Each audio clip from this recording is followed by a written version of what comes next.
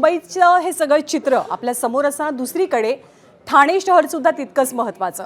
ठाणे शहरामध्ये एकनाथ शिंदे यांची एक हाती सत्ता आली आहे आणि भाजप हा दुसऱ्या क्रमांकाचा पक्ष ठरलाय। परंतु आता भाजप एकनाथ शिंदेंकडे 2 वर्षांसाठी महापौर पदाची ठाण्यासाठी मागणी करू लागलाय। निरंजन डावखरेंनी या संदर्भातलं वक्तव्य केलंय। यामुळे ठाण्यात भाजपनं शिंदेंवरती दबाव तंत्र वापरण्यास सुरुवात केल्याची चर्चा आहे। ठाण्यामध्ये 2 वर्ष महापौर पद मिळावं अशी मागणी भाजपची आहे, कारण जनतेचा विकास करायचा असेल, विकास कामं करायची असतील तर पदं आवश्यक आहेत असं भाजपचं मत आहे। सोबतच स्थायी समितीचं अध्यक्षपद आणि सभागृह नेतेपदाची मागणी सुद्धा भाजप करू लागलाय। विशेष म्हणजे ठाण्यात एकनाथ शिंदेंकडे पूर्ण बहुमत आहे, त्यामुळे भाजपच्या या दबाव तंत्राला शिंदे कितपत जुमानणार हे पाहावं लागेल।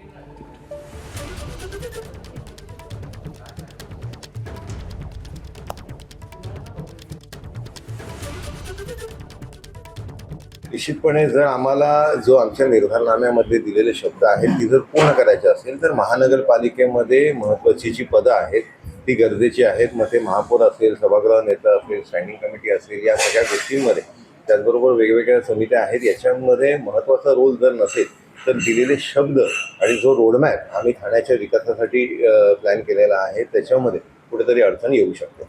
यापूर्वीसुद्धा त्या शिवसेना भाजप महायुती होती। काही फॉर्मॅलिटीज आहेत, काही रीतिरिवाज आहे, या पद्धतीमध्ये नक्कीच त्यांना सत्तेत वाटा मिळेल।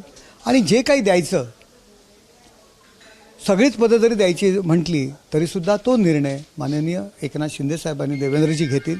त्यामुळे यावर प्रतिक्रिया देणं किंवा यावर काही भावना व्यक्त करणं मला योग्य वाटत नाही। शेवटी नेत्यांचा निर्णय हा आम्हाला बंधनकारक आहे। एबीपी माझा, उघडा डोळे बघा नीट।